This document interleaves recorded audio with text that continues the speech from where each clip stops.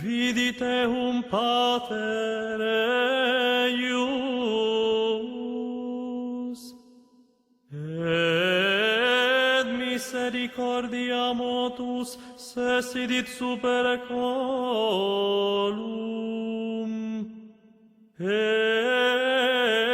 eius dixit coeli filius,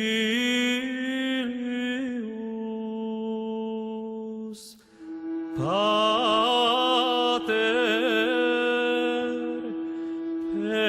peccaviti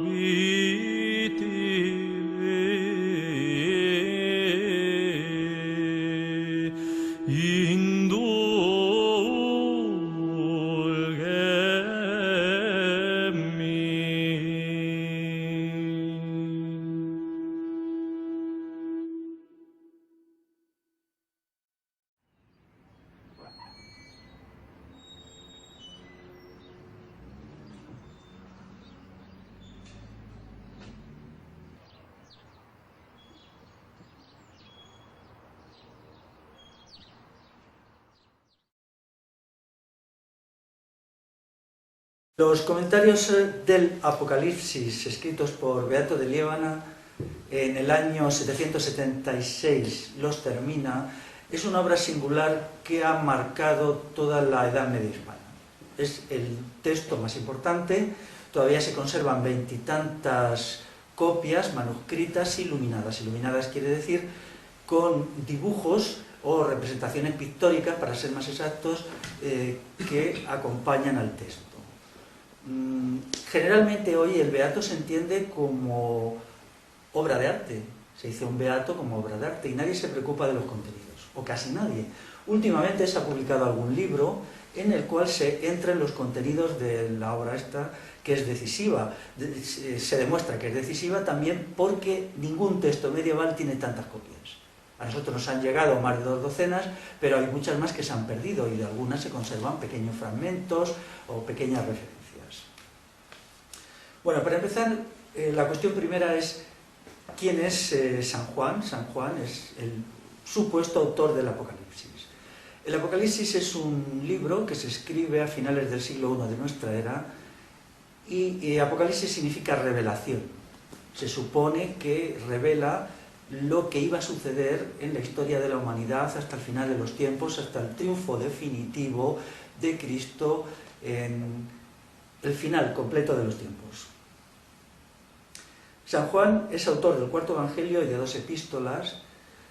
Para mí es donde mejor se expresa la concepción cristiana original, incluso más las epístolas que habitualmente son olvidadas.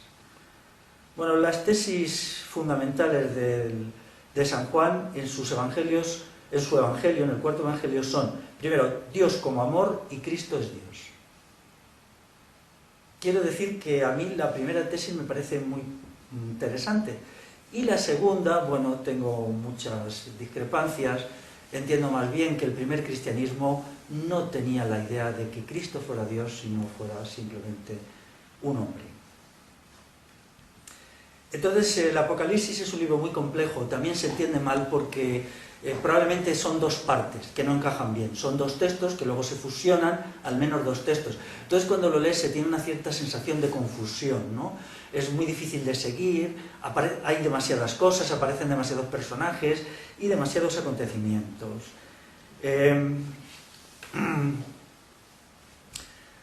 La visión que nos dan del Apocalipsis, tal como nos ha llegado, no es del todo adecuada. Todos los libros del Nuevo Testamento han sido asombrosamente alterados. Han sufrido cambios muy importantes, sobre todo en el siglo IV. Cuando se crea la Iglesia institucional en el siglo IV, todos estos libros se semi-reescriben. Entonces es muy difícil saber cómo eran originariamente, y eso nunca lo sabremos. prácticamente ya estamos resignados a admitir que nunca vamos a encontrar un manuscrito con el original del Apocalipsis, como el de los Evangelios. Lo que tenemos son todo copias del siglo IV, algunas muy distintas de las que luego la Iglesia ha considerado como las buenas, ¿no? Diré sobre San Juan, pues aparece siempre con un hombre bastante joven, en algunos cuadros incluso se le presenta con un cierto atractivo físico, y era el más joven de los 4 evangelistas, y quizá el más joven de los 12 apóstoles. El contexto en que se escribe, bueno, es un libro de consuelo. En ese momento el cristianismo está siendo duramente perseguido por el Estado romano y hay que crear un libro que dé ánimo a la gente que sigue esta cosmovisión en un momento difícil. Entonces es un libro de apoteosis y victoria. Es un narcótico espiritual. En el momento que estaban siendo machacados, pues entonces se escribe un texto que les presenta como destinatarios de un futuro maravilloso. Hay una frase clave en el Apocalipsis que dice: no temas por lo que vas a sufrir. Esta frase lo dice todo. No temas por lo que vas a sufrir. Ellos habían sufrido mucho y les esperaba sufrir mucho más, ¿no? También es un libro muy curioso de venganza. Hay un momento en que dice, refiriéndose a Cristo, ¿cuándo vas a castigar a la gente que nos hace tanto sufrir? ¿Cuándo vas a tomar venganza de ellos? Y entonces contesta Cristo: esperar un poco, todavía queda sufrir un poco, todavía vais a tener más muertos. Cuando tengáis más mártires, entonces yo llegaré y castigaré a los que os persiguen. Entonces, bueno, se escribe en un ambiente de mucha tensión y mucha angustia, y va dirigido ahí, ¿no? También ya entonces en las colectividades cristianas hay falsos profetas, hay falsos sacerdotes, que aquí aparecen de una manera relativamente poco tratada, pero en el comentario de Beato se insiste mucho en ellos. O sea, la condena de los falsos sacerdotes es constante. Y hay gente que se aparta del ideario cristiano original. Es un libro, como he dicho antes, que proporciona consuelo y esperanza, pero también temor y respeto. Suceden tantas cosas tan tremendas que es un libro quizá que produce miedo. Creo que había que leerlo en la época y, claro, cuando se leyera, sobre todo como entonces, en voz alta.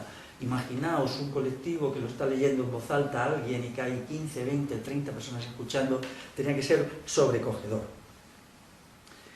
De siempre ya nuestra idea del Apocalipsis está ligado a los códices iluminados de la obra de Beato de Liébana. Si nos referimos a un acontecimiento del Apocalipsis, siempre recordaremos los maravillosos códices que están hechos por diversos autores y que tienen una gran diferencia entre ellos, una diferencia cromática, de composición. Por ejemplo, el códice de Fernando I y Sancha, que es del siglo XI, está hecho con colores muy fuertes, muy intensos, es el más dramático de todos el colorido. Sin embargo, el del Beato de Silos no es así. Es un beato suave, dulce, también es el de San Juan de Arroyo. Entonces hay una gran diferencia. A mí, desde luego, el que me gusta es el de Fernando I y Sancha, por la energía y la fuerza. Es el más hispánico de todos, el que más te impactan sus imágenes, ¿no? También es un texto que nos saca de lo cotidiano y nos introduce en visiones grandiosas y fantasías fabulosas. Es un libro de lo maravilloso. Entonces todo esto hay que comprenderlo: un libro político, un libro religioso, un libro de consuelo, un libro de lo maravilloso. O sea, todas esas cosas juntas y mucho más que podríamos decir es el Apocalipsis. En él encontramos un cristianismo aún no diferenciado del todo del judaísmo. Eso significa que quizás sea un poquito anterior a cuando se dice. Yo entiendo que quizás sea más bien de la mitad del siglo I, porque no hay claridad. Es un cristianismo todavía muy vinculado a sus orígenes. Pero también es un libro que clama venganza, sobre todo contra Roma, Babilonia, la gran ramera. O sea, se pretende destruir a Roma, hay un odio convulsivo hacia Roma. Es curioso que el autor del Apocalipsis, San Juan, que es un libro de combate y de odio, es también el autor del cuarto evangelio, que es el libro donde dice que Dios es amor, ¿no? Entonces ahí hay una contradicción. Hay gente incluso que lo niega y dice, no, el autor que habla de Dios como amor no puede ser el del Apocalipsis. Esto no es verdad, sino que la vida humana tiene esa complejidad. La vida humana no es solo amor, no es solo combate, pero también es todas las cosas, ¿no? Si la naturaleza nos ha dotado de la capacidad de odiar, aunque yo estoy en contra del odio, es porque tiene un sentido el acto de odiar, ¿no? Si nosotros cercenásemos del todo nuestra capacidad de odiar, quizás estaríamos perturbando la obra de la naturaleza. Lo que pasa es que estoy de acuerdo que el acto de odiar tiene que ser reducido a su mínima expresión y nunca puede ser dirigido hacia las personas. El acto de odiar tiene que ser dirigido hacia el mal en el sentido abstracto, como ideas malvadas o como tesis que nos dañan, pero no hacia las personas.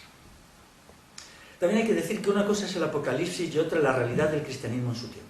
Esto no se puede confundir. Entonces los cristianos vivían en lo que se llamaban las fraternidades cristianas, que eran comunidades en donde se compartían los bienes al 100%, es decir, no había propiedad privada, donde había un gran apoyo mutuo y una ayuda, de tal manera que eran colectividades muy compactas. Entonces, este es el ideal del cristianismo, establecer una forma de relación entre las personas en el cual el yo individual sea disuelto en una comunidad de amor que absorba la soledad, y entonces el individuo se sienta siempre apreciado, querido, rodeado por gente que está emocionalmente unido. Esta es la gran utopía del cristianismo. Esto es una cosa muy difícil de explicar. Yo lo intento siempre explicar y observo que la gente no lo entiende. ¿Por qué? Porque vivimos en una sociedad del odio. La sociedad actual es la sociedad anticristiana por excelencia, la sociedad del odio y del individualismo.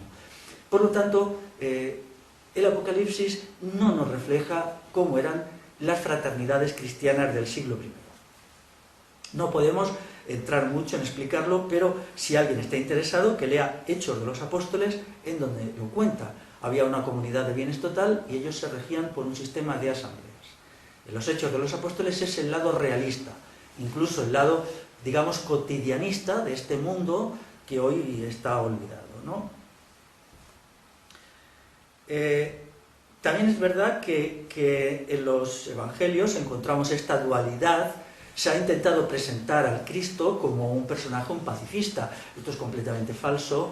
Es falso. Ellos provenían del movimiento esenio. El movimiento esenio portaba armas.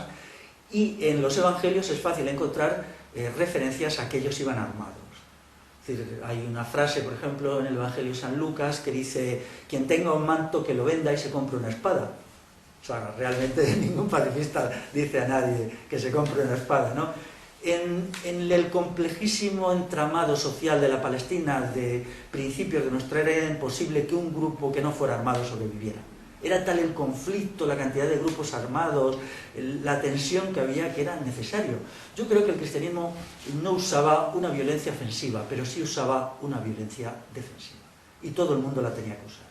Esto es una cuestión que hay que entenderlo, ¿no? Hay el famoso episodio de la expulsión de los mercaderes del templo, en que el Cristo de las bienaventuranzas pues utiliza la violencia sencillamente.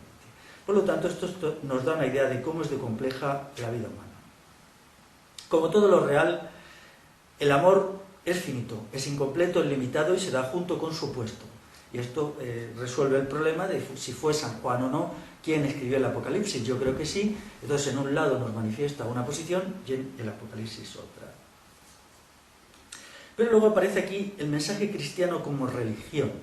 Quiero decir yo, que no soy creyente, el cristianismo como religión me interesa poco.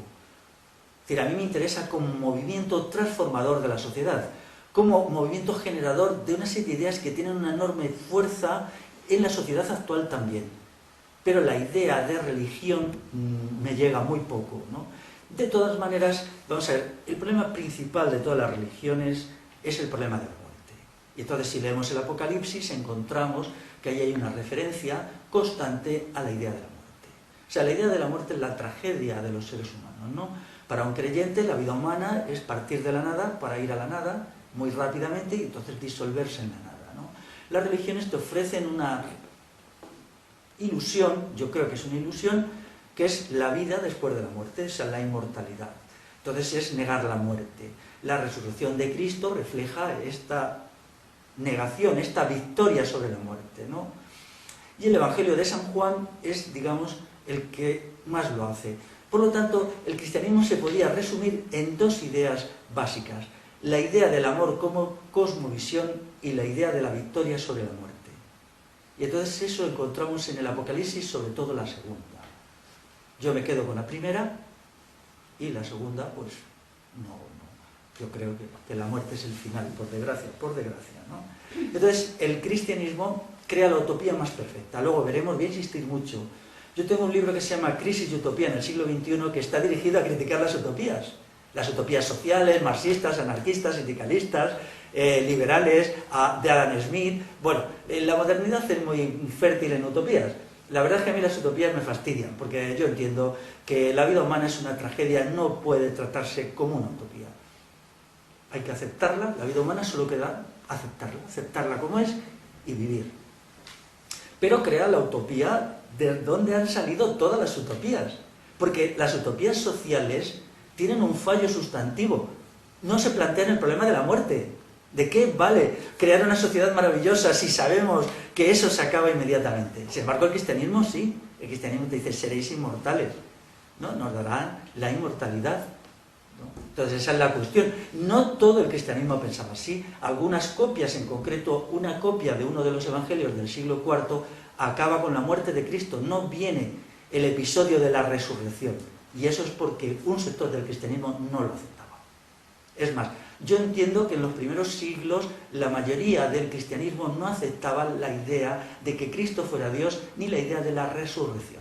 En ese sentido, quizá el Evangelio de San Juan, aunque está muy retocado y no podemos saber cómo era, por ejemplo, en el siglo II, puede ser que fuera el que más insiste en esta idea. Es decir, los evangelios son muy distintos entre sí. Los hay algunos muy escépticos, quizá el de Marcos sea el más escéptico, marca más las distancias, y este, digamos, es el más entregado. Pero, sin embargo, este evangelio tiene un elemento sustantivo que es la idea del amor, ¿no? Entonces, estas son las cuestiones que sitúan lo que hace luego Beato de Liébana. El mal en el Apocalipsis, bueno, pues hay tres males exteriores y un mal interior. El mal fundamental es la bestia, que es Roma, es el aparato romano de poder, de violencia y tal, ¿no?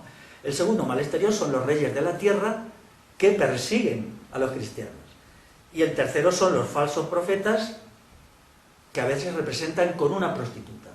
¿Por qué? Porque ellos han prostituido el mensaje original. Y ese es el mal externo. Pero luego hay un mal interno que es la serpiente. La serpiente o Satanás es el mal interior. Y aquí de nuevo encontramos que el cristianismo es superior a las utopías de la modernidad, que solo se centran en un mal exterior. El mal es el capitalismo, es el Estado y el sujeto. Porque el cristianismo supone un conflicto con los males exteriores y un conflicto con el mal interior.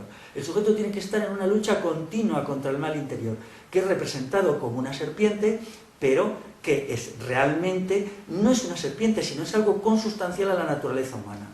Entonces, la vida humana es una lucha consigo mismo. Entonces, esta realidad dinámica es la que hace que la vida humana se enriquezca y se haga verdaderamente de autotransformación continuada. Mira, tengo aquí la representación en uno de los beatos de todo el problema del mal, está muy bien reflejado y es mucho más interesante que el actual, ¿no?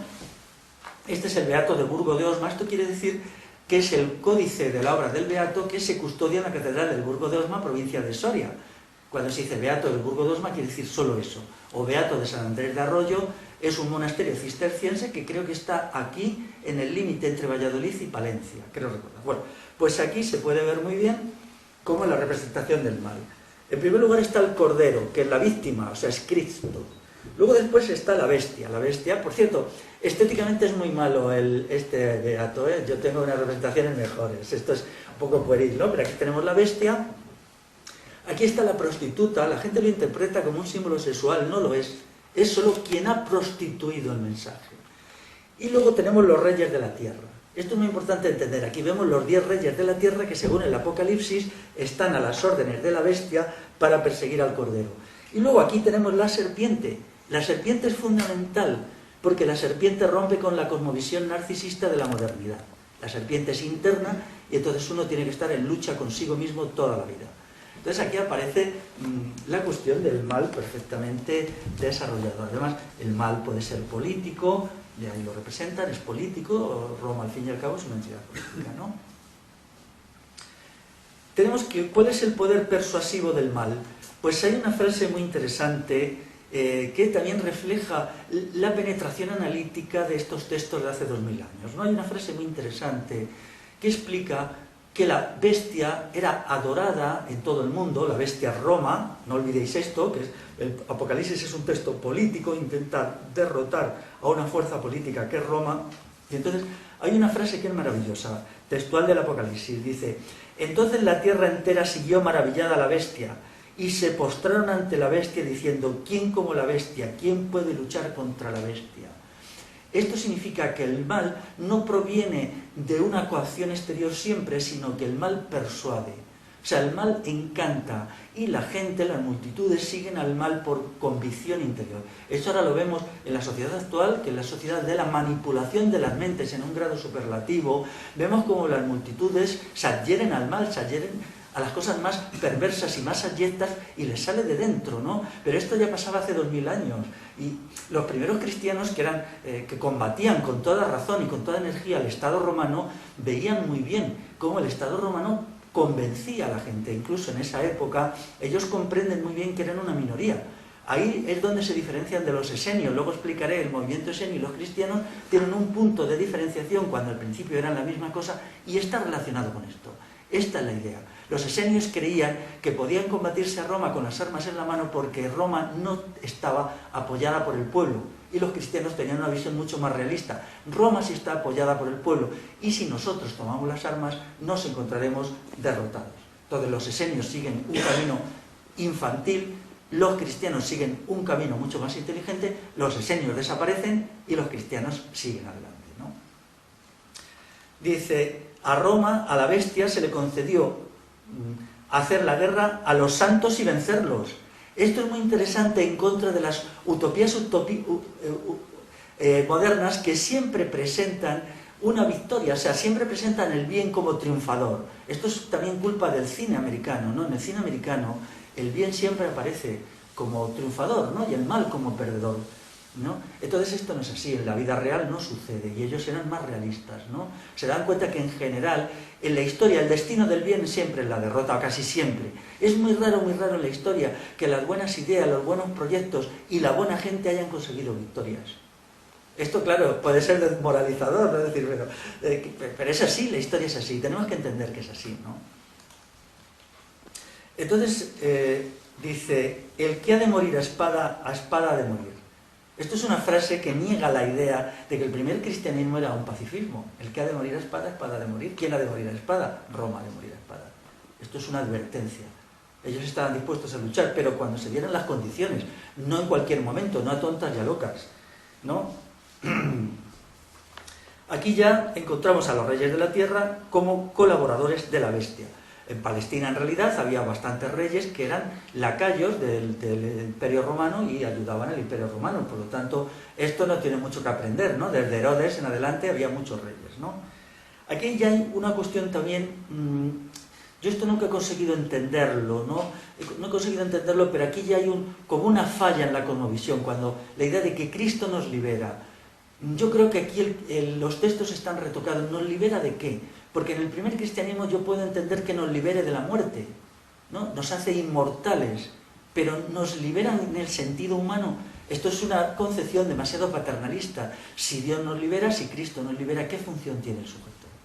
Entonces, cuando el cristianismo era tan activo, no puedo entender que esta frase estuviera en los textos originales. Ha habido muchas interpolaciones.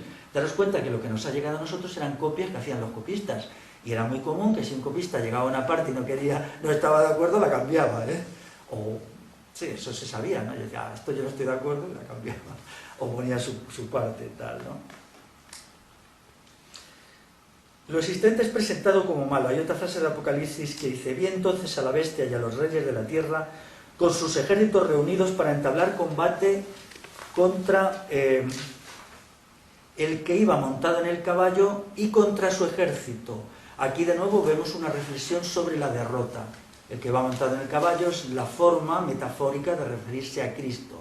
Entonces la bestia y los reyes de la tierra le van a dar un combate y van a ganar. Esta victoria es una cuestión fundamental. O sea, toda esta parte del Apocalipsis es realmente amarga, porque los malos triunfan constantemente. Es el triunfo del mal, avanza siempre, y las derrotas sucesivas del bien, ¿no? Pero luego entramos ya en la Jerusalén futura, ¿no? Podría ser también que la parte de la Jerusalén futura fuera un añadido posterior, ¿no? ¿Qué es la Jerusalén futura? pues el reino de maravillas y felicidades que se promete en el Apocalipsis a los que sigan persistiendo en el ideario cristiano, ¿no?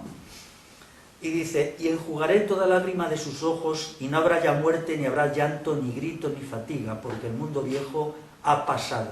Esta frase es impresionante, porque establece la utopía más perfecta. O sea, daros cuenta, dice, y enjugaré toda lágrima de sus ojos, y no habrá ya muertes, no habrá llanto, ni gritos, ni fatigas, porque el mundo viejo ha pasado. Es trágico que los movimientos supuestamente emancipadores del siglo XIX todos se centraran en el problema de la economía, de lo económico, del dinero, de las luchas salariales, ¿no? O de las transformaciones económicas de la sociedad. Y sin embargo, hace 2000 años se estableciera algo mucho más inteligente, que la transformación de la totalidad de la existencia, porque si es algo cierto, es cierto que el problema principal de la condición humana es la muerte. Ese es el problema principal. Entonces, claro, la sociedad moderna no quiere ver esto, la sociedad actual ya ha tapado la muerte. En vez de nosotros tener una cosmovisión de la muerte, no la tenemos, no tenemos nada. Se ha cogido y se ha puesto una cortinilla y se ha dicho, la muerte no existe, ¿no? Cuando antes sí se trataba. Pero claro, no sucede con muchas más cosas, tampoco tenemos una cosmovisión de la construcción del sujeto. Entonces dicen, la Jerusalén futura, podríamos definirlo como el reino de los justos, una vez que en la segunda venida de Cristo hayan ya sido derrotado el mal completamente, es una ciudad de piedras preciosas, tiene un río de aguas de la vida, río de aguas de la vida, qué curioso es esto, y árboles de la vida que dan fruto 12 veces al año. Entonces allí vivían los justos, en este lugar maravilloso, con el río, y con unos árboles donde cada mes daban fruto. Entonces allí ya se vivía en una maravilla, ¿no? Luego hay una frase aquí horrible que a mí no me gusta nada, ¿no? Una frase de Cristo, que como esto es un lío, porque, bueno, no todo está escrito, es que no os hagáis la idea que esto se escribe como los libros actuales. Alguien pudo añadir esa frase 500 años después, no sabemos, ¿no? La frase horrible dice, pronto vendré y traeré mi recompensa conmigo para pagar a cada uno según su trabajo. O sea, aquí se introduce un elemento negativo que es la idea de recompensa. En realidad en el Apocalipsis aparece, porque los justos les espera la Jerusalén futura, y hay una idea de recompensa. Entonces yo aquí digo, no, yo eso no lo puedo aceptar. Mi concepción de la vida no admite la idea de recompensa. Y no solamente yo, sino hay otras escuelas del cristianismo que lo niegan rotundamente. Por ejemplo, voy a señalar, siento no poder leer la poesía como otra gente maravillosamente. Hace poco escuchaba una lectura de poesía, pero bueno, haré lo que pueda. Es el famoso soneto a Jesús crucificado que se atribuye a Santa Teresa del siglo XVI. Ella niega esta idea. Aquí hay un conflicto. Dice lo contrario que el Apocalipsis. Ella niega la idea de recompensa. Dice textualmente, no me mueve, mi Dios, para quererte el cielo que me tienes prometido, ni me mueve el infierno tan temido para dejar por eso de ofenderte. Tú me mueves, Señor, muéveme el verte, clavado en una cruz y escarnecido, muéveme ver tu cuerpo tan herido, muéveme tus afrentas y tu muerte. Muéveme, en fin, tu amor, y en tal manera que aunque no hubiera cielo yo te amara, y aunque no hubiera infierno te temiera. No me tienes que dar porque te quiera, pues aunque lo que espero no esperará, lo mismo que te quiero te quisiera. Aquí hay una negación completa del Apocalipsis. O sea, la idea del amor no admite la recompensa. O sea, lo que se viene a decir, que no es la esperanza del cielo, ni el miedo al castigo eterno, lo que la va a llevar al amor, sino que el amor es un fin en sí por sí. Yo entiendo que aquí la autora, probablemente Santa Teresa, interpreta correctamente el ideario cristiano. Sin embargo, en el Apocalipsis se desvían hacia una ideología del premio. Las ideologías de los premios son muy negativas, porque entonces ya las cosas no son por sí, sino son solo por el premio que recibes por las cosas. Es decir, si la verdad no tiene la recompensa en sí misma, sino por lo que te dan por la verdad, entramos en el reino de la prostitución. Eso lleva a la intelectualidad a prostituirse. Entonces hay que buscar lo que es valioso en sí y por sí, con independencia de los resultados que yo tenga, ¿no? Entonces el Apocalipsis niega esta cuestión. Entonces mi comentario al Apocalipsis, para acabar, es: todas las utopías, todas, incluida el Apocalipsis, son funestas. Yo las rechazo. Y en ese sentido rechazo el Apocalipsis. ¿Por qué razones? Pues básicamente por tres. Promueven el interés particular. El individuo no puede hacer las cosas por interés, tiene que hacerlas por convicción interior. Y atentan contra el principio central del obrar desinteresado. No podremos poner fin a la sociedad capitalista mientras no instauremos la noción básica de obrar desinteresado, porque el capitalismo es el obrar interesado en su versión más exacta. En segundo lugar, presentan en el futuro un estadio final todo perfecciones y goces. Esta reflexión sobre un estadio final inexistente nos debilita y reblandece. O sea, toda añoranza de lo que puede ser bueno nos niega la dureza y la realidad. Mi idea es que tenemos que mirar el horror del mundo y la horripilancia de lo existente sin asustarnos, sin amedrentarnos y aceptando las cosas como son. No necesitamos narcóticos espirituales. Al final, el Apocalipsis es uno de los peores narcóticos espirituales, porque ofrece un momento maravilloso. Y en tercer lugar, porque ofrecen las utopías lo que no puede ser, lo que es irreal. Nunca va a haber utopías. La humanidad está condenada, según mi idea, a las limitaciones y a la finitud propia de la condición humana. Finitud en el tiempo, finitud en nuestras capacidades. Estamos constantemente rodeados por elementos de finitud y nosotros lo somos desde dentro. Por lo tanto, los sueños utópicos nos destruyen la capacidad para conocer la realidad como es. Entonces aquí también cabe una elección. Quien quiera las utopías, adelante.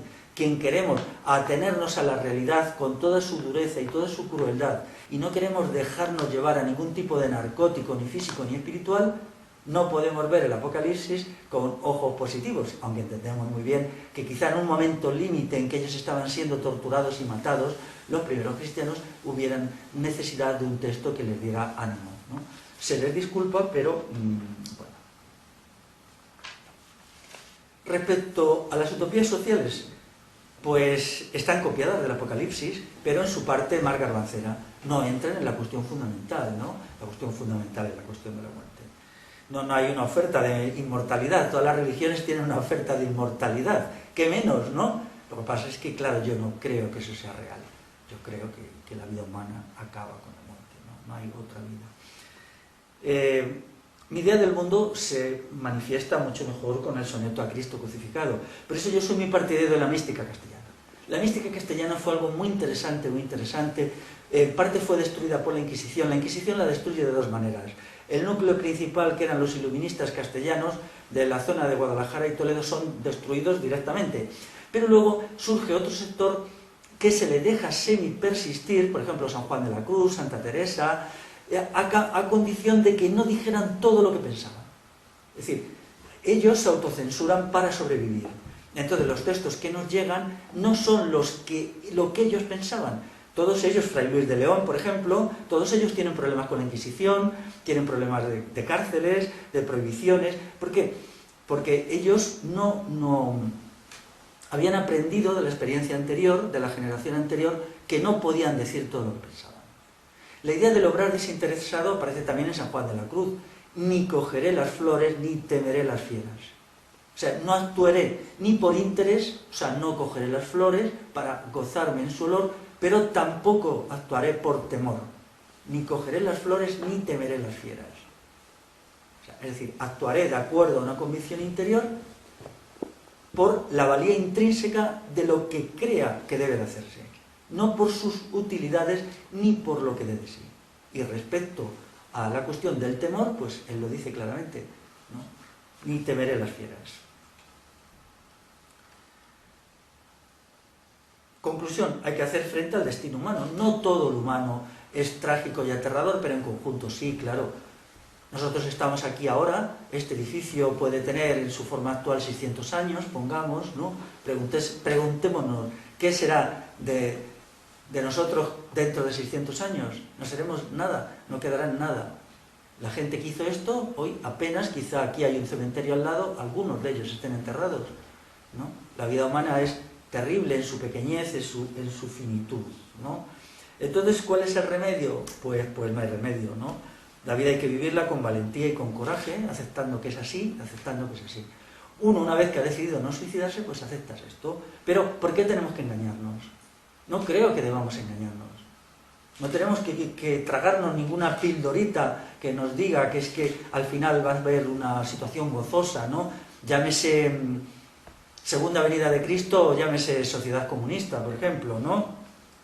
Admitamos que somos finitos, somos mortales, la vida es una lucha permanente, una lucha interior, una lucha exterior, y la humanidad nunca alcanzará estadios de llegada, nunca habrá momentos de gozo y satisfacción.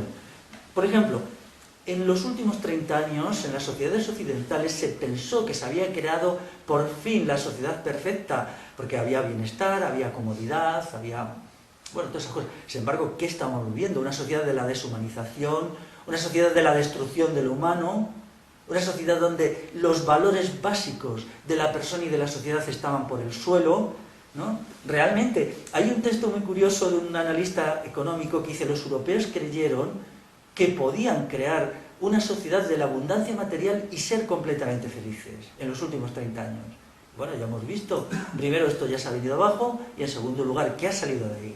Si lo medimos en calidad de las personas, yo pienso que lo que ha salido es una cosa bastante triste, ¿no? El sufrimiento es un componente esencial e ineradicable de la vida humana. Esto se ha tapado, hay unas ideologías muy fuertes en contra de esto. Bien, bueno, pues yo creo que es así y prefiero aceptarlo, prefiero considerarlo, ¿no? Para mí es fundamental aceptar dos cuestiones. Primero, la objetividad, el principio de objetividad, investigar la realidad como es, no dejarse llevar por intenciones de pintarla mejor, tampoco peor, sino captar, aprehender la realidad como es. Esto exige una cierta dosis de fortaleza y valentía personal que uno debe autocultivar. Y en tercer lugar, yo creo que la única mejora de la humanidad tiene que ser por el principio del obrar desinteresado. Esto me une con la mística castellana, obrar desinteresado. Entonces esto tiene que convertirse en política, en ideología. Política e ideología. El obrar desinteresado es la negación más rotunda del capitalismo. El capitalismo es un obrar interesado siempre, siempre, ¿no? Es una cosa regular.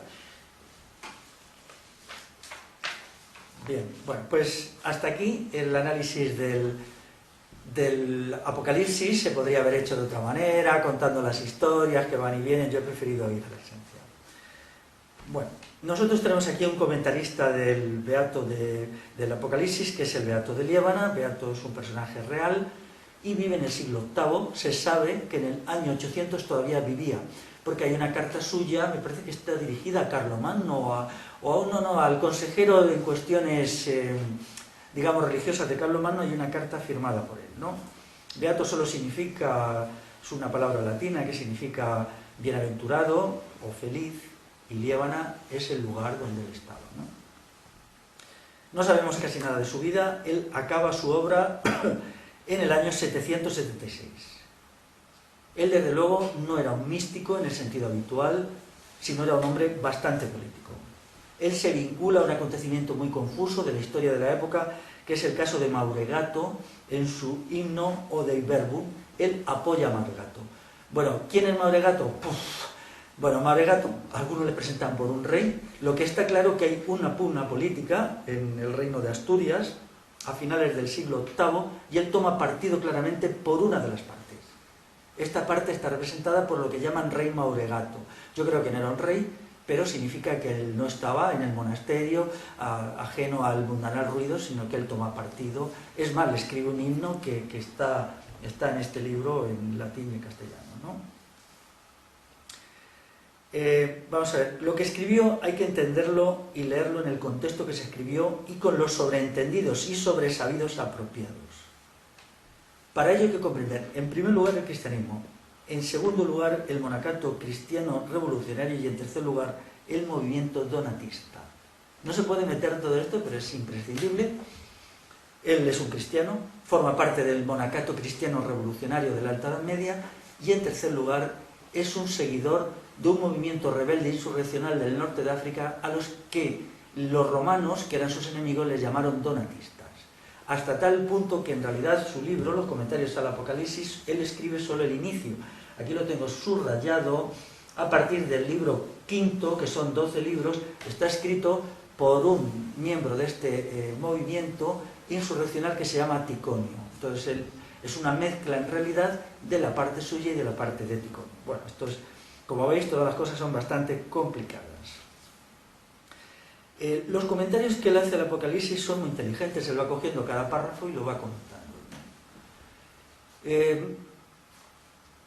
Vamos a ver, ¿qué es lo que había pasado en el norte de África? Bueno, cuando un sector de la Iglesia, o toda la Iglesia, se une al Estado romano, eso es una prostitución del ideario cristiano original hasta hoy.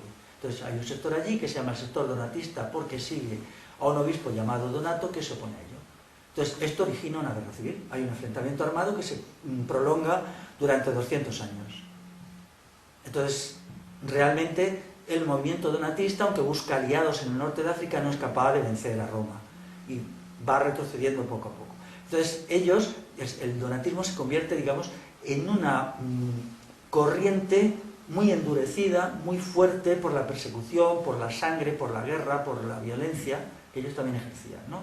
Y surge una tentación, que es presentarse a sí mismo como los puros y los perfectos. Entonces este Donato, quiero decir, este Ticonio, plantea lo siguiente: nosotros no somos los puros porque nadie puede ser puro. Nosotros, aunque es verdad que tenemos razón frente a Roma, en realidad somos bipartidos.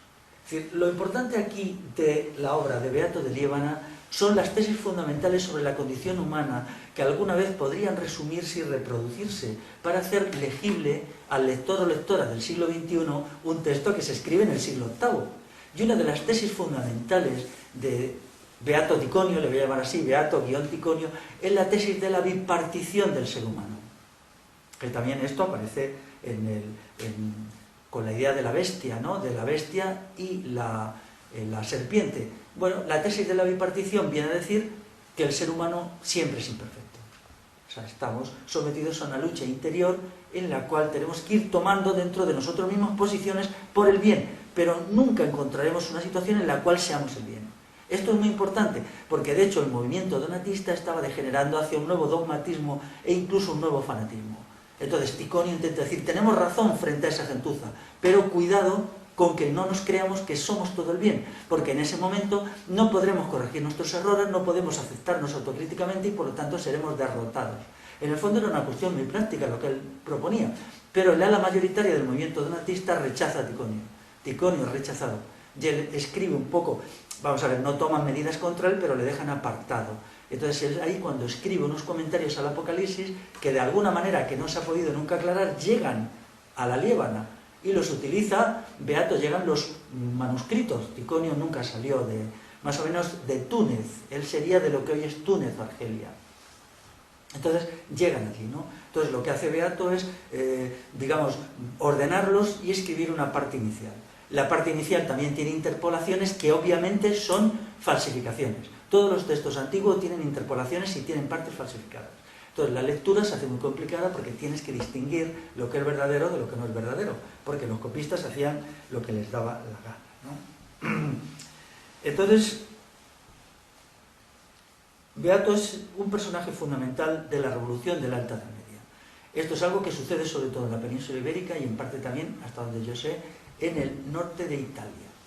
La revolución de la Alta Edad Media es la realización práctica en la sociedad del ideario cristiano original. El ideario cristiano original se basa, digamos, su idea guía en la creación de una sociedad del amor. Y luego los elementos que se valen para esta cuestión son básicamente de tipo político y económico. Primero, anulación completa de la propiedad privada. El conflicto entre las personas queda anulado si todos de todos. Entonces ahí ya no va a haber conflictos. En segundo lugar, no puede haber división entre dirigentes y dirigidos. Por lo tanto, tiene que ser la comunidad la que tome todas las decisiones y no puede haber ninguna diferenciación entre el mandado y el mandante. Esto lleva a la asamblea como elemento sustantivo de la toma de decisiones. No se admiten autoridades. O sea, se admite que los apóstoles fueron autoridades porque conocieron a Cristo, pero como los apóstoles hace mucho que están muertos, entonces de ahí para abajo no se admiten autoridades.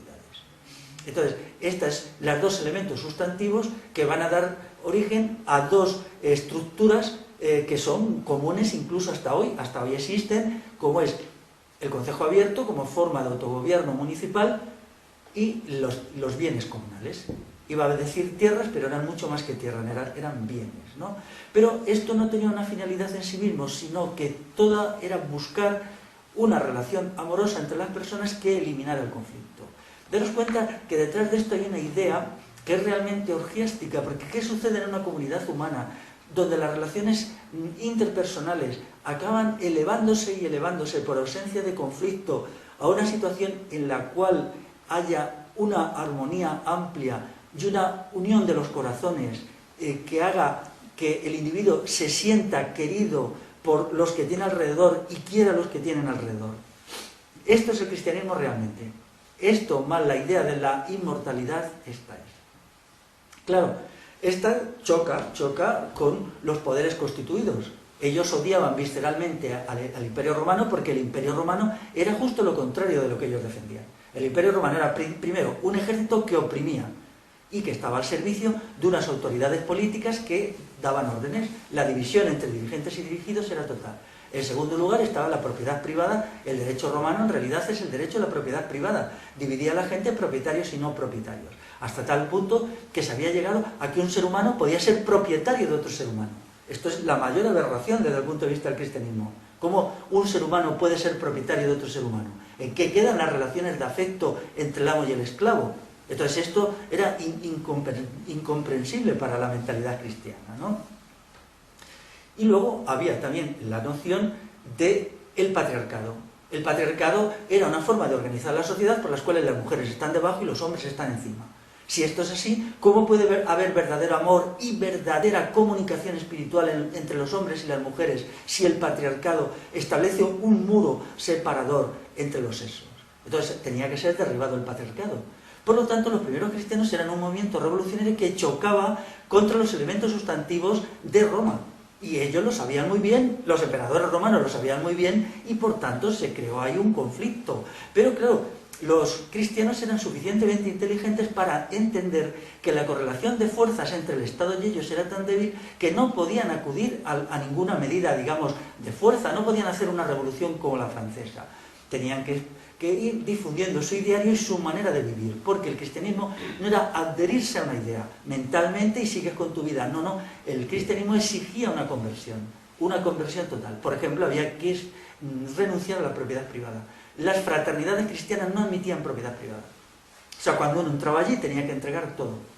Que esto luego lo que aparece en el monacato cristiano, por ejemplo, los monasterios de la Alta Edad Media vivían así, comunidad de bienes, pero claro, no solamente comunidad de bienes, sino otro elemento que se desprendía de esta idea es la universalidad del trabajo manual. Es obvio, si alguien vive del trabajo de otro, sucede que ese alguien está explotando al otro. Entonces establece un criterio que se llevaba a rajatabla. Todo el mundo tiene que trabajar, todos. Yo estoy seguro que el beato tenía que ir al huerto un rato, tenía que ir a la carpintería, tenía que trabajar.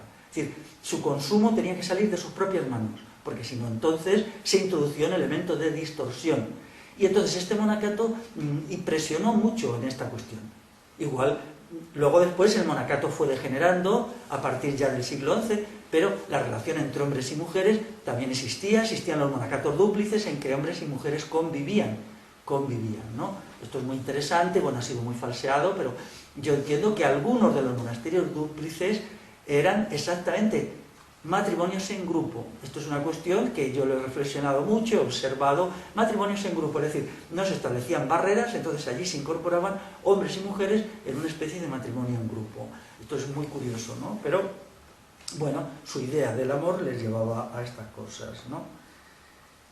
Veamos entonces cuáles son las aportaciones ideológicas. Para mí la más importante es el ser humano como criatura bipartida. Esto choca con la concepción moderna nuestra del narcisismo. O sea, nosotros estamos acostumbrados, por un lado, a que nos pisen, nos paten, y por otro lado, a que nos digan que somos maravillosos. El ser humano está lleno de faltas y limitaciones y tiene que vivir en lucha interior. Entonces, esta tesis es la fundamental anticonio. Pero no solamente en el individuo, sino en el movimiento. Él les dice a los donatistas: estáis bipartidos, no sois el bien, no os dejéis llevar al fanatismo, no os creéis que porque Roma os persigue sois la anti-Roma. No, Roma os persigue y vosotros, bueno, tenéis un elemento de bien, pero no sois todo el bien. En segundo lugar, una tesis muy importante es que no basta con la sabiduría. Esto lo repite, no voy a buscar porque quizá no la encontrara, pero es muy interesante esta cuestión. En contra de la idea romana, aunque es más bien una idea griega. La idea griega es la idea de que basta con el saber. Entonces ellos introducen la idea de que los comportamientos y las acciones son sustantivas. No basta solo con saber, sino que tiene que haber una manera de estar en el mundo. Por ejemplo, él vitupera mucho a aquellos que se aman solo a sí mismos. ¿Ves? Esto es muy importante. La idea de que el amor a sí mismos es el centro de la maldad está muy ligado a la idea de propiedad privada y a la voluntad de poder del Estado. Hay una frase muy interesante respecto a la sabiduría de los filósofos griegos que dice textualmente: ¿de qué sirve saber mucho y no comprender nada? Esto es muy interesante porque el mundo clásico se había ido derrumbando en una sabiduría libresca que ya no tenía conexión con la vida real. Entonces esa sabiduría se había seguido su rumbo. Esto sucedió sobre todo a partir del siglo II, mientras que por otro seguía la vida. Entonces había creado un sabio más o menos dogmático, más o menos fanático, que era gente que sabía mucho y no comprendía nada. Entonces esta cuestión ellos exigen que se vuelva otra vez a una sabiduría de la comprensión, no del saber erudito. Exige también, por ejemplo, eliminar los pecados de la palabra. Llama mucho a tener una lengua benévola, porque las comunidades humanas, si quieren estar muy unidas, no pueden permitirse el constante machaqueo, la murmuración, el critiqueo y tal. Hay una frase muy interesante que dice: la bestia y los reyes de la tierra son lo mismo.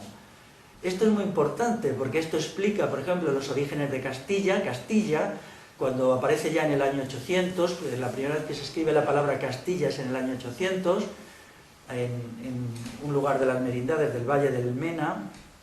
Valle de Mena, sí. Bueno, pues entonces Castilla inicialmente no tiene reyes. ¿Por qué? Desde el punto de vista de la cosmovisión cristiana originaria no se podían admitir los reyes, no se podía admitir el Estado. Hay un proceso de evolución en el cual los reyes aparecen, es decir, no hay una estructura política. ¿Cuál era la idea del cristianismo originario? Era básicamente la idea del pueblo que se autogobierna. Si leemos los Hechos de los Apóstoles, vemos que allí se emplea la palabra asamblea. Es más, la palabra iglesia no es más que la versión griega de la palabra asamblea. Luego después esto se manipuló y se convirtió la iglesia en lo que no es, que es una estructura jerarquizada. O sea, cuando la iglesia actual se niega a convertirse en una asamblea, está demostrando que se niega al ideario cristiano más sustantivo, porque volved a lo que empezasteis siendo. Eclesia es asamblea. Y, por ejemplo, en los Hechos de los Apóstoles dice: se reunieron en asamblea, cuando te va contando las formas de vida, ¿no? Luego, Beato despotrica contra los falsos obispos y sus sacerdotes. Está el conflicto con el hipando. El conflicto con el hipando tiene una vertiente teológica que no nos interesa, muy complicada, la idea del adopcionismo, si Cristo es hijo de Dios, hijo adoptivo de Dios, pero tenemos que entender que eso era como la superestructura dogmática debajo de la cual se estaba debatiendo otros problemas mucho más mundanales, ¿no? Que era sobre todo el criterio de si podía haber una iglesia jerarquizada o el centro de la acción tenía que ser los monasterios que estaban ligados al pueblo. O sea, en la época del monacato todavía se diferenciaba netamente de la iglesia. Por ejemplo, trabajaban con sus manos, hacían copias de libros, hacían lecturas. Entonces, ellos no eran ni un sector parasitario ni un sector divorciado del pueblo, ¿no? Veamos una frase fundamental. Dice, esto es desde luego de Ticonio, dice: todo el que está en el reino del diablo está oprimido por el yugo de su concupiscencia. Cuando, corrompido cada uno por el placer de dominar, somete a la tiranía a un inferior a su condición, como dice el Señor en el Evangelio. Sabéis que los jefes de las naciones los gobiernan como señores absolutos, y los grandes los oprimen con su poder, pero no ha de ser así entre vosotros, sino que el que quiera llegar a ser grande entre vosotros será vuestro servidor. Y de la misma manera que el Hijo del Hombre no vino a ser servido, sino a servir. Estas dos ciudades, una desea servir al mundo y la otra a Cristo. una ambición a tener su reino en este mundo y la otra huir de este mundo. Vamos a ver, explico esto. La frase clave, que esto es una frase del Evangelio de Mateo, dice: no vino a ser servido sino a servir. Este es el elemento sustantivo y la denuncia del placer de dominar. Es decir, toda la cosmovisión cristiana se concentra en la idea de que el placer de dominar no puede ser admitido porque viola el elemento sustantivo de la centralidad del amor. Entonces, todo se reduce a esta frase. Y esta frase es repetida. Entonces, cuando ellos rechazan a las autoridades, las hacen con un criterio que podemos entender perfectamente. Porque ahora todo esto parece un galimatías, ¿no? Entonces, la noción de servir y no ser servido es una idea de aquí, ¿no? Esto es muy importante, incluso de aquí que surge, pues, en el sentido más práctico, el fin del esclavismo. O sea, la idea de servir y no ser servido hace imposible que existan esclavos. Entonces, claro, cuando la Iglesia Católica falsifica todo el ideario cristiano originario, tiene que convertir esto en frases ininteligibles, pero anteriormente se interpretaban de una manera literal, decían lo que decían. Luego todo esto se convirtió en algo que nadie era capaz de explicar, ¿no? Bueno, dejamos la polémica con Elipando. Solo diré que Elipando, como obispo de Toledo, era la autoridad central de la Iglesia, y entonces el conflicto con Beato fue un conflicto entre la Iglesia y el monacato cristiano revolucionario.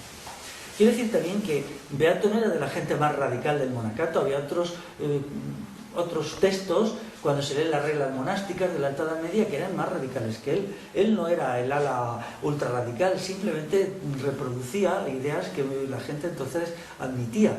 Lo que pasa es que, claro, por razones que no están claras, pues sus textos han pervivido, pero otros muchos, que podían ser incluso bastante mejores, pues no han llegado hasta nosotros. Se me ha hecho una pregunta sobre quién eran los esenios. Bueno, los esenios es una rama del judaísmo que evoluciona a partir del siglo III antes de nuestra era y que finalmente da origen al cristianismo. En realidad, el nexo de unión entre los esenios y los cristianos es San Juan Bautista, el que bautiza a Cristo. En realidad, este es un esenio. O sea, eso está claro. San Juan Bautista es un personaje que traslada toda una tradición magnífica de servicio, de esfuerzo y de dedicación. Los esenios es un movimiento que yo admiro mucho y se perdió, porque hicieron un análisis estratégico equivocado. En la rebelión del 70 de nuestra era, ellos creyeron que había llegado el momento de destruir a la bestia, destruir a Roma con las armas en la mano, y se suban a la gran rebelión judía antirromana, que dura 2 años. Los cristianos, con mucha más visión estratégica, comprendían que Roma no podía ser vencida. Es decir, Roma no podía ser vencida por las armas y se abstienen de participar. Su versión era mucho más inteligente. O sea, entre los esenios y el cristianismo no hay una diferencia de doctrina, sino una diferencia de análisis estratégico. Los esenios eran vehementes, querían combatir ya, mientras que los cristianos comprenden perfectamente que el Imperio Romano solo podía ser derribado y podía ser construida su idea a través de un proceso de toma de conciencia de todos los pueblos dominados por Roma. De ahí que entonces muchas modificaciones que a los esenios no le parecen bien, mientras que los esenios creían que ya era la hora del asalto. Entonces, bueno, desaparecen. Pero con todo, pues la mayoría de las ideas, por ejemplo, eliminación completa de la propiedad privada, vivir en comunidades autosuficientes, establecer unos lazos emocionales muy fuertes entre las personas, estas cosas yo entiendo que en la sociedad actual no se pueden entender, porque hoy los lazos entre las personas no existen. Realmente nosotros vivimos en una sociedad donde los individuos tienen ligámenes con el Estado, las instituciones, entonces los lazos van de arriba abajo, son como caen, ¿no? Entonces no eran así. Ellos querían romper los lazos de dependencia y construir una sociedad que estuviera básicamente concentrada en la relación de unos con otros. Entonces era una sociedad horizontal frente a la actual sociedad vertical, ¿no? Entonces, esta es una diferencia importante, y todo eso los primeros que lo piensan son los esenios. Ellos van diferenciándose del judaísmo paso a paso durante 300 años, ¿no? Se han dado de ellos interpretaciones de lo más absurdas, están excavados algunos de los poblados esenios en Palestina, están excavados. En uno de ellos se quedó claro que no eran pacifistas, se encontraron moldes para fundir armas, sobre todo de bronce, y también quedó muy claro que ellos no eran pacifistas, había nadie que podía ser. Y una pregunta final es, ¿realmente fracasó el cristianismo? ¿Fracasó? Bueno, eso está por ver, ¿no? Entiendo que efectivamente hay un momento que sí, claro, fracasa varias veces. Primero fracasa en Palestina, luego Roma lo destruye, sobre todo con la última persecución, la de Diocleciano, que es una persecución muy sangrienta, desde el año 300, estoy hablando de memoria, del 303 al 313, y fracasan los donatistas. Los donatistas eran una gente buenísima, yo los admiro mucho, ellos combatieron con mucha valentía durante casi 200 años, pero ellos tenían enfrente a San Agustín. San Agustín era el enemigo de los donatistas número uno, ¿no? San Agustín era el representante del Estado romano en el norte de África. Sin embargo, hoy se enseña las obras de San Agustín y los donatistas están olvidados, hay algún libro por ahí. Pero bueno, el cristianismo fracasado triunfa en la Alta Edad Media, triunfa en la península ibérica y crea una sociedad nueva que va a tener un gran poder expansivo y que va a ser el origen de la sociedad medieval.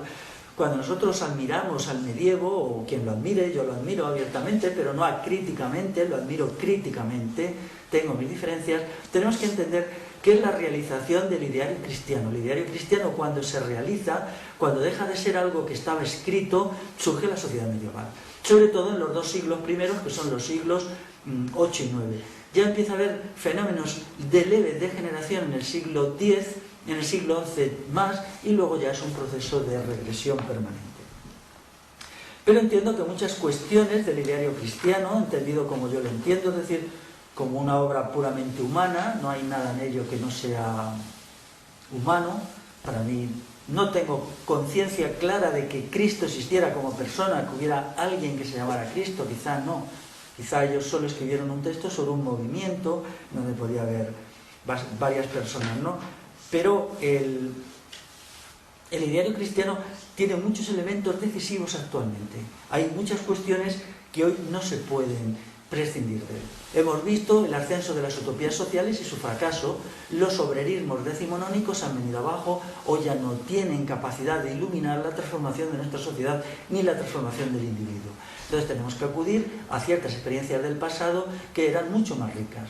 Por ejemplo, los utopismos decimonónicos tenían un fallo sustantivo, ignoraban al sujeto.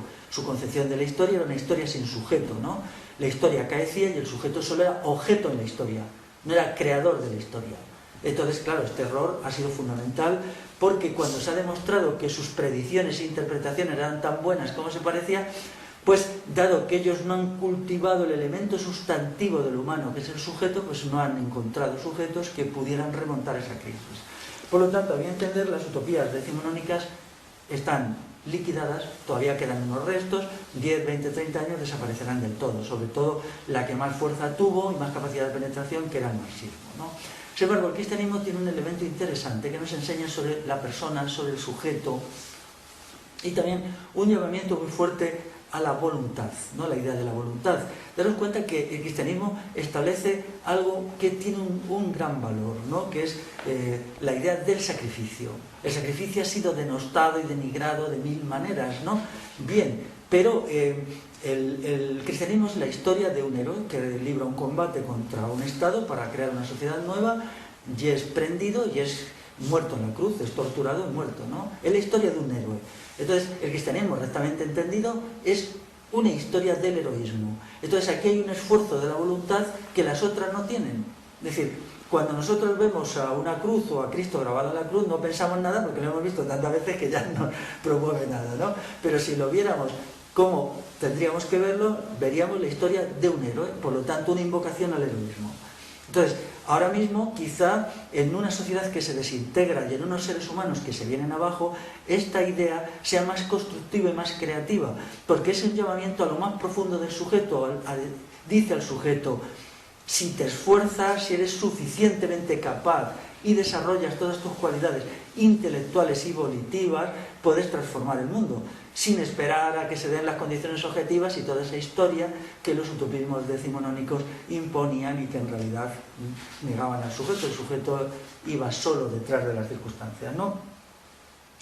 Entonces, bueno, pues estas son las lecciones. Se podrían sacar alguna más. Y ahora había aquí unas preguntas, vamos a ver, ya acabamos, que son la bestia. ¿Qué es la bestia? Bueno, el mal y su naturaleza debe ser reflexionado, ¿no? La bestia es Roma. ¿Qué es Roma? Antes lo he dicho. Roma es sobre todo la voluntad de poder. O sea, si hay algo, y esto es una verdad enorme, lo peor de la historia de la humanidad es la voluntad de poder. Cuando alguien tiene voluntad de poder, un grupo, una persona, entonces lo destruye todo, porque la voluntad de poder es dominar a los otros, ¿no? Entonces, el elemento sustantivo del mal en la historia es la voluntad de poder, ¿no? Eso se manifiesta a través de la razón de Estado, del aparato militar, de la guerra y también de la manipulación mental de la gente. No se puede tener mucho poder manipulando mentalmente a la gente. También hay una cuestión que es el patriarcado, lo he dicho antes, el derecho, la coacción, ¿no? Entonces, si yo tuviera que definir en 7 cuestiones los elementos que provienen de la voluntad de poder, diría, en primer lugar, odio, en segundo lugar, codicia, tercero, opresión, cuarto, ignorancia, quinto, mentira, 6, ansia de poder y 7, inespiritualidad. Entonces, esas son las derivaciones particulares del mal específico. Ahora, ¿qué es lo que nos limita? A mi entender, lo que nos limita sobre todo es el miedo. O sea, es decir, ahora mismo vivimos en una sociedad hipercobarde, una sociedad de cobardes. Yo eso lo veo constantemente. Cantidad de gente no se atreve a nada, está paralizada por el miedo, ¿no? Entonces esto está muy ligado a la concepción hedonista del mundo. Claro, si estamos tan angustiados de que vamos a perder nuestras pequeñas prebendas, nunca nos moveremos, ¿no? El día que en nuestra sociedad actual se derrumbe esa especie de atrapa corazones y cerebros en que vive la gente que está paralizada por el miedo, entonces nos pondremos en marcha, ¿no? O sea, creo que hay que insistir mucho en superar el temor y hacer una mentalidad del atreverse y de la valentía y de la decisión de decir, aquí estamos y aquí vamos a permanecer y vamos a luchar. Entonces creo que esa es... Para eso, en primer lugar, hay que no temer el sufrimiento. Aquí necesitamos una reflexión profunda, no digo ahora, pero se tendría que hacer en los próximos años, sobre el sufrimiento. Entonces, no temer el sufrimiento es fundamental, ¿no? Esto nos vincularía con la filosofía cínica. Yo en mi blog tengo una nota muy larga sobre la filosofía cínica, ¿no? Entonces, la filosofía cínica se basaba en esto. La capacidad humana depende de superar el temor y no temer a los sufrimientos, ¿no? Luego, la revelación. ¿Qué es la revelación? Pues es un esfuerzo por saber. El saber es un acto individual y es un acto colectivo. Muy a menudo tenemos la sensación que el saber es solo colectivo. Yo no estoy de acuerdo con esto. Hay que hacer un esfuerzo individual por pensar. El esfuerzo individual por pensar a solas no puede ser sustituido por nada. Tendría que ser un ejercicio regular por el cual cada persona, cada ser humano, dedicara un tiempo al día a pensar solo. No puede delegarse el acto de pensar, ni en la universidad, ni en los libros, pero tampoco en una asamblea. El acto de pensar es un acto íntimo e intransferible, que tiene una derivación colectiva, pero que tiene que empezar por una acción individual. Entonces, esta cuestión es un problema de hábitos. Yo de aquí he sacado la noción de autogestión del saber y el conocimiento. Organizarnos para saber significa saber como individuos y saber como colectivo. Dices que en las preguntas se ocultan cosas al pueblo, en la política y en la economía casi todo. Ahora en la crisis actual es prácticamente imposible saber qué está pasando. Parece que a través de Internet tenemos acceso a todo, en realidad no tenemos acceso a nada. O sea, se ocultan los elementos sustantivos. A mí me asombra, por ejemplo, que sea imposible comprender qué está pasando en la guerra de Afganistán. En la guerra de Vietnam hace 40 años se podía seguir la guerra a través de los noticiarios. Hoy día es imposible saber nada de nada. O sea, es imposible saber qué está pasando en Afganistán o en cualquier otra guerra. O sea, los elementos de manipulación se han desarrollado muchísimo más que antaño. ¿Existe la revelación hoy? Para mí la única revelación es el esfuerzo por la verdad. El esfuerzo por la verdad nos permite comprender. Dado que el Apocalipsis es revelación, hoy no tenemos ningún Apocalipsis ni lo necesitamos, también lo diré, ¿no? Respecto a la palabra es decisiva, es lo más decisivo de todo. Yo soy una persona muy afecta a la palabra porque eso forma parte de la más auténtica y genuina tradición castellana. La cultura castellana es una cultura de la palabra, de la tradición oral, del lenguaje, de la comunicación, ¿no? Eso se ha perdido totalmente. El otro día un chico me decía, pues estamos volviendo a la cultura de la palabra. Pues bueno, en buena hora sea, ¿no? El lenguaje ha sido destruido, sobre todo lo ha destruido el progresismo y el izquierdismo. Hoy no se sabe hablar y no se tiene ninguna voluntad de aprender a hablar. Hay que recuperar la oratoria, hay que aprender de nuevo a reaprender el arte de hablar y el arte de expresarse. Pero también tengo que decir que el parlamentarismo destruye la capacidad de usar el lenguaje. El parlamentarismo ha creado las multitudes mudas de la modernidad, puesto que solo hablan unos cuantos politicastros y el resto de la gente está silenciosa. Sin embargo, el sistema de gobierno por asambleas, que es el que yo preconizo, permitiría la recuperación del lenguaje, porque por naturaleza una asamblea es un lugar donde todo el mundo habla y por naturaleza el parlamentarismo es el lugar donde solo hablan unos cuantos. Y eso no tiene remedio. Por lo tanto, no podemos recuperar la palabra mientras exista el sistema parlamentario. Tenemos aquí un límite estructural. El juicio como reflexión. Pues el juicio, claro, es una reflexión. Pero creo que esto nos debe de llevar a muchas cavilaciones sobre epistemología y gnoseología, es decir, lo que llaman teoría del conocimiento. Yo el capítulo 3 de mi libro, La democracia y el triunfo del Estado, le he dedicado a esto completo, a una reflexión sobre qué es conocer. El problema de conocer es muy complicado. Dejémoslo aquí, pero lo único que puedo hacer es remitir a este capítulo de mi libro, que son casi 100 páginas sobre cómo es el acto de conocer, pero es fundamental, ¿no? Porque lo principal del ser humano es el pensamiento. Si no somos capaces de pensar, no somos capaces de ser seres humanos, sino ya no somos nada, ¿no? Ahora bien, por más que hagamos, siempre viviremos en el error, en la confusión y en la incertidumbre. Esto es otra de las cuestiones que a mí me lleva más a desconfiar de todas las utopías. El ser humano no está dotado para llegar a algún tipo de verdad definitiva ni completa. Siempre vivimos en un caos, en una confusión. Entonces, ¿qué sucede cuando la gente quiere eliminar ese caos y superar esa angustia? Que entonces se crean los dogmatismos y las teorías totales. Si vemos cómo se han ido construyendo los dogmatismos a lo largo de la historia, ha sido superar esa angustia que provoca la inseguridad respecto a conocer. Entonces, por eso la gente absorbe los dogmatismos con mucho entusiasmo, sea el que sea, ¿no? Entonces tenemos que acostumbrarnos a vivir en esa inseguridad del conocer parcial, en ese saber que no sabemos, para no construir sistemas dogmáticos que son siempre sistemas totalitarios en lo político, ¿no? Esto es muy difícil de explicar, pero hay una relación, ¿no? La incertidumbre crea angustia y la gente quiere verdades absolutas para relajarse. Muy bien. Pues mi versión es: aceptemos la incertidumbre y renunciemos a la angustia. Acostumbrémonos a tener incertidumbre sin angustia. Y entonces eso hará que nuestra capacidad de conocer se desarrolle mucho, porque la incertidumbre es el preconocimiento. Si estamos inciertos ante algo, estamos más cerca que nunca de conocer sobre ese algo.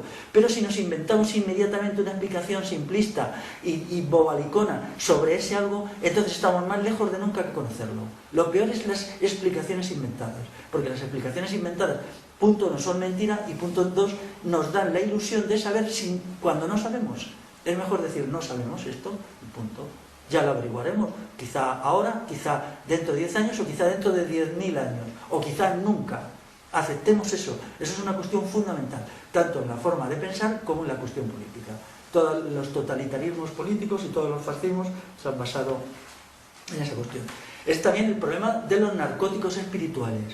Hay una gran demanda de narcóticos espirituales. O sea, se quieren calmantes, tranquilizantes, no los necesitamos.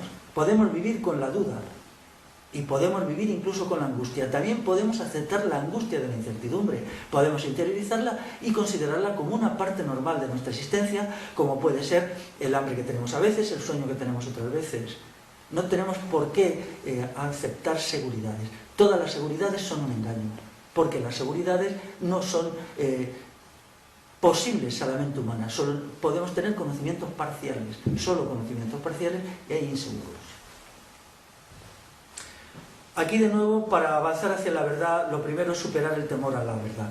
La verdad asusta, entonces, por lo tanto, en cierta medida, el fundamento o prefundamento de una buena epistemología, de una buena concepción sobre el conocimiento es la valentía.